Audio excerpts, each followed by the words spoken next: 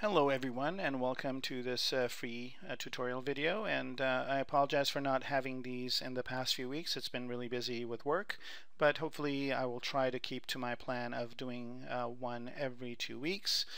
This tutorial is going to be on Maya 2015 and specifically the bonus tools in Maya 2015, and even more specifically the UV capabilities that it gives us in Maya, which make it possible to do UVs in Maya. You were able to do them, of course, before, but it was really painful.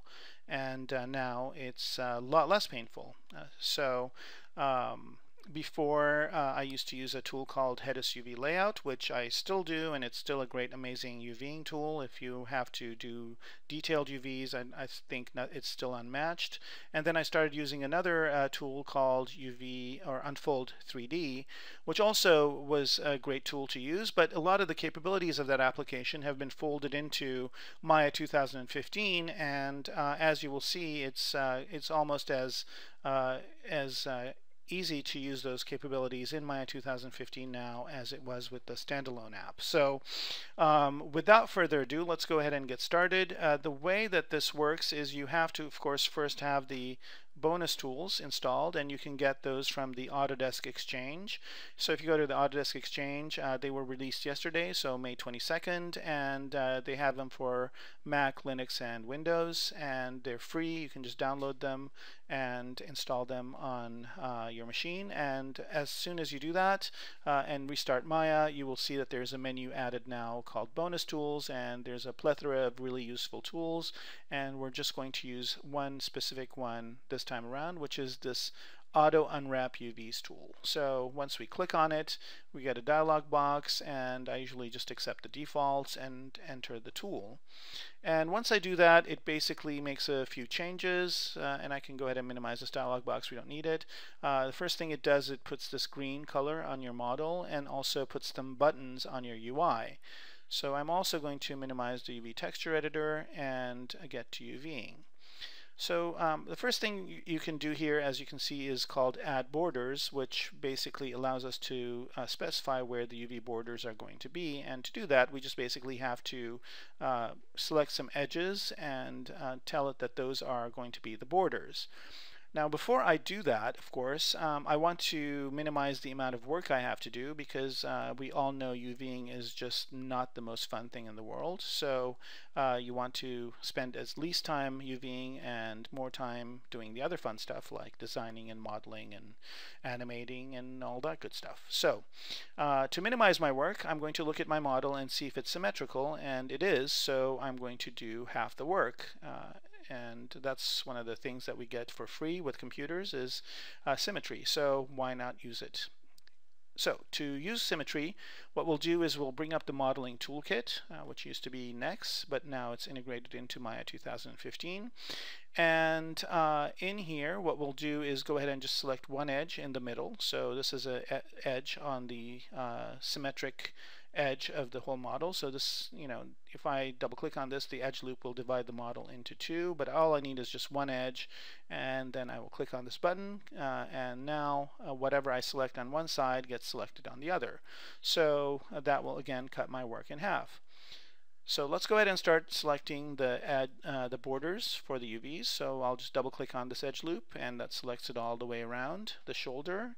And then the next one I will do is the one underneath. So now I have a loop going all the way around, and I'll click on Add Borders, and notice that it put a nice thick red line around there to indicate that that's the first border that I cut.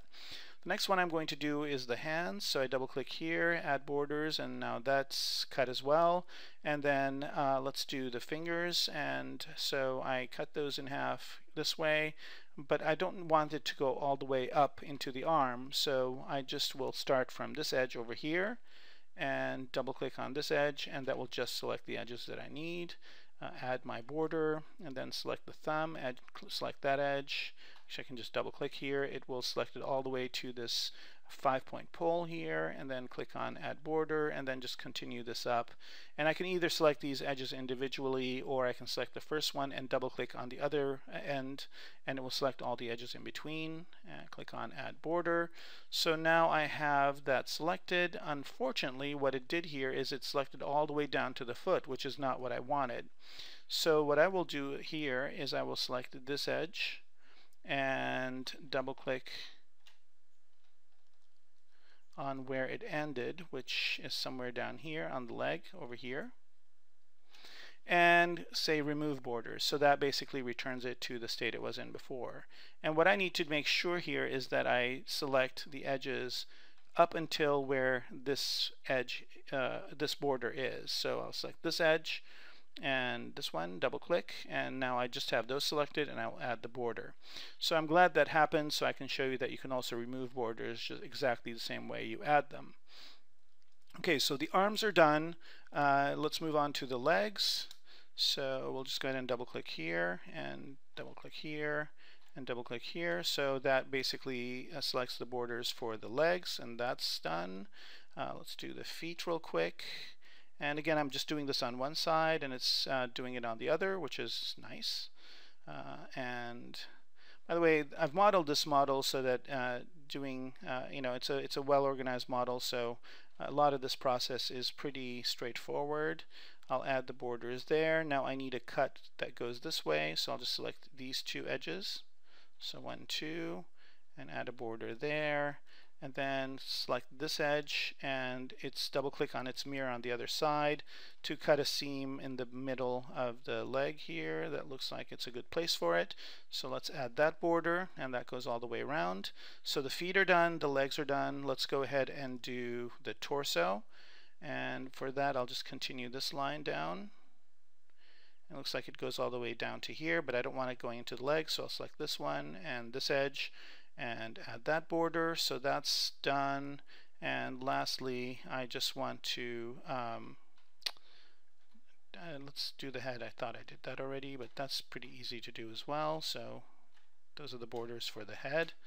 So add that, and then lastly just these ones over here like so, and add that border. So the body's done. All I need to do now is the head, and that's easy enough. Let's do the ear first.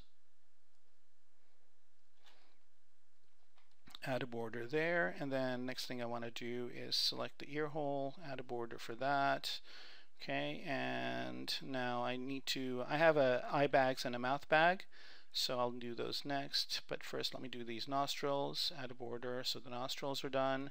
And for the eye bag and mouth bag, basically all I need to do is select this edge, add a border, so that's the eyes.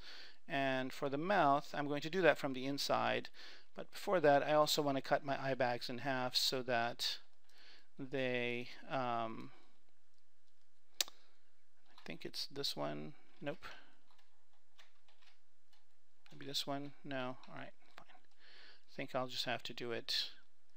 I'll just have to select the edge loop all the way around and then see where it lands, which is over here. So I want this edge and this edge. Okay, so add a border there, and that basically cuts the eye bag in half, the top part and the bottom part. And I'm going to do the same thing for the mouth, but for that I'm going to go inside, cut a loop there, add a border there, and then start here and end here for a loop that cuts the mouth bag in half, and add borders there as well. I'm almost done. I just have I think one more edge to cut, and that's this one in the center for the head. And I will start there and end down here and add that border. So now I've got all my edges cut. Eyes, nostrils, mouth, ears, arms, yep, inside part of the arms, the legs, feet, it's all done. So that's all I need to do is cut my seams and add borders. Basically same thing here. And once I'm done with that, I just click on the continue button. But before I do that, I should bring up the texture editor so you can see what Maya is going to do. So here's my model. Here's the texture editor, and then I basically, all I do is once I've cut my seams, click on the continue button. And as you can see here, Maya is churning away and creating the UVs for me, and it's done. Okay, so here are the UVs already done, and it puts a checker pattern on there for you. And I'll just go ahead and go into my textured view so you can see it. And here is my model all textured up. And it's got this checker pattern on it, which I can go into the material editor and make smaller if I need to see more details. And for a kind of a really quick process, this is really, you know, painless and quick. So it's done. I can see some issues here, specifically the tip of the nose and whatnot. And those, by the way, are easily also visible with this new capability in Maya, which is the ability to see where there's stretching and compression. And if you can see here, the areas that are blue are areas that have compression, which means that the texture will be compressed, meaning that if it's a if it's a flat surface, then it would look like it's if there's a texture that's a uniform texture, here it would look like it's pinching, and where it's red, it's stretching, and that means that if it has a uniform pattern, then it would look like it's bloated or kind of zoomed out, and that's what you don't want. What you want is the optimal, and that is where the areas are white. What you want to minimize is where it's dark red and dark blue. And notice here it looks like the nose is dark red, so that means there's a lot of stretching there. So if you put a texture here and you have pores on it, the pores would look bigger and stretched out on the nose, which is what you don't want. Looks like there's some compression around the neck, but for the most part it's really good. And if you look at it with a texture on it, and again, you can either use this checker pattern, or Maya also has this other pattern that if you click on here, it puts this other pattern on. You can go ahead and take a look at your model and see what a texture would look like on it. And again, if you're looking at your model from far away, let's say from this distance, that compression or stretching will not matter. But if you're going to do a close-up of the guy, talking in a game or a movie or something like that, people will notice that very easily. So you would need to fix that up. So in order to work with the UVs in more detail, what you would need to do is actually work on the shells themselves. So I'm going to go ahead and hide that texture here and bring up the distortion map, and we can just zoom in, and I'll just work on a specific area here. Again, what you want is specifically the areas that are really dark red and dark blue, and I'll just basically focus on two areas, the tip of the nose and also this forehead area. So let me just move my model over to the right here. By the way, once I'm done with the UV process and I'm going to do this tweaking, I can just click on the done button here, and just puts me out of that mode in Maya and just in the normal UV editing mode. And here I'm just going to use some of the simple capabilities that are in Maya 2015. So the first thing I want to do here is go into this tweak mode, and there's a button for it over here, or I think under polygons there is a way to put it in that mode as well, but who uses menus? I'll just go ahead and click on this button, and what that does is brings up this cursor, and then I can just move these points around. So what I want to do is again minimize the distortion here and get this blue to be more of a lighter color. Unfortunately, mirroring doesn't work here, so Autodesk, if you're listening, it would be nice to have mirroring in this mode, but again, that's why I still use Head UV layout, because I can just shoot over the UVs into Head UV layout and use the symmetry capability in there. And if anybody knows how to do this inherently in Maya, please let me know. Okay, so notice here that that dark blue is kind of gone, and here I'm just doing that with these. And again, I just have to balance it out so the reds and the blues are balanced. And again, this is something that you only have to do if you're going to get a close-up of this face, and you need the UVs to be very nicely and evenly laid out. So notice here, as I'm moving this, it's the same point, same vertex, so that's why they're moving together. It's just on a cut edge. And if you want to bring them together, just use the scale tool. Okay, so you just hit R and you'll be able to do that with the scale, and then move back to here and just move these around until you get the look that works for you. Again, I probably need to do this, and you can also hit W, by the way. And again, I'm just very simply using the tweak capabilities just to move these points so that they are not as dark of a blue. Anyway, you get the idea. So with just a little bit of playing around, you can get them both to be as nice and evenly laid out as possible. So you can see here that the texture would work better. And of course, if he's got hair, this doesn't matter.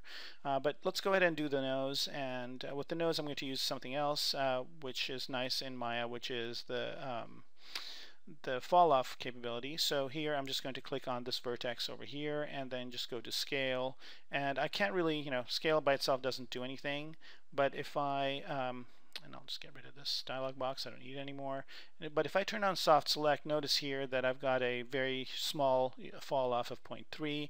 So as I move these points, notice that just these points are moving. I might need to make that a little bit bigger, maybe 0.05. like so, and see if that gives me a bigger range. But basically what I'm doing here is I'm choosing the capabilities in Maya, specifically the fall-off capabilities, to stretch out these points in one shot. So notice here I'm just stretching it out that way, stretching this out this way. So basically I have a bigger range to work with. And let me see if I can bump this up to maybe 0.01 or 0.1, sorry, and see if that gives me a bigger range of points, and still pretty small. Let me see if I can adjust this curve a little bit more. And of course you can adjust the curve and put in different values, but basically all I'm doing here is, and maybe I might need to go into vertex mode. And what I'm doing here is just expanding it out. I don't know if I need to turn symmetry off. Let me try that and see if it works better. Yeah, so make sure you turn symmetry off in the modeling toolkit to do this, and here I'm just basically expanding this out as much as I can to get that effect. Now what I want to do probably is have a bigger fall off, so let me try and see if 0.5 will work, and for some reason the number is not going up. Let me try doing this by surface, see if that makes a difference. Nope. Yeah, very odd. I wonder if there's a, maybe I'll just reset the tool. Here we go. And then maybe go to 0.05. See if that makes a difference. And notice here that I just want these items to, notice here that I'm getting this area to be better, but I'm getting all sorts of messy stuff going on the edges, which I don't want. So I'll see if I can limit that fall off curve to just that area, maybe a little bit less to maybe there, and just expand that out and see, okay, I'm getting some better results here. And again, I can just go switch between this, to manipulate multiple points, and then go to the tweak tool and then move the specific points around and get the results that I want. So some really nice capabilities right in Maya. You don't have to go to a second tool, and it's really great that they incorporated the Unfold 3D capabilities. And there are, by the way, other ways of doing this too, like if you want to just select this shell right here and maybe just UV and go to shell. Okay, and I'm going to turn off soft select for now. Okay, so I've just selected the shell here, and there are ways you can optimize your UVs. So here I've got the iterations up to 400, and let me reset this tool as well. So we start with the settings. Notice here your iterations can go up to 800, so I just went somewhere like, I'll start with 184, and what we're going to do is we're going to use the Unfold 3D way of relaxing these, and there's some other settings in here. You can choose your map size of how big it is and just apply that, and Maya will churn for a while and see if it'll give you a little bit of a better result in how this is folded up. And again, the bigger this number, the more Maya is going to churn to try and figure out a better solution for you. So let's see what it comes up with, and hopefully this won't take too long. So now it came up with another solution, and again we can look at the compression and the stretching and see if that is better. It's a little bit better, not much, but again I can tweak these numbers and give it another run. Maybe change the the power and surf angle and see what those do. But basically, the good news is we can do Maya UVs in Maya very, very quickly. There's the packing capabilities in there as well, so you can just go to polygons and layout and lay it out. So for example, if I don't like the legs to be oriented this way and I want them to be oriented straight, I can just go ahead and rotate them like so. So they're rotated in the correct way, and then just move them into a better position. And then if and I'll do that with this one as well real quick. So if I want the legs to be this way and the arms, I could rotate those as well. And then you just go to polygons and layout, and then that'll just pack them up again for you in the UV shell space. I'm going to turn off the pattern here so you can see them, and again you can see the I'll turn off the compression, but there we go. Just with a few steps we can go ahead and UV a character in Maya and not have to go out to an external application if we don't have that luxury and we're working in a house, for example, that just has Maya and does not have any other tools. So hopefully this has been useful. If you do like it, if you do like this video and you do find it useful, please click on the like button. You can subscribe to the channel, and thanks. Have a great Friday.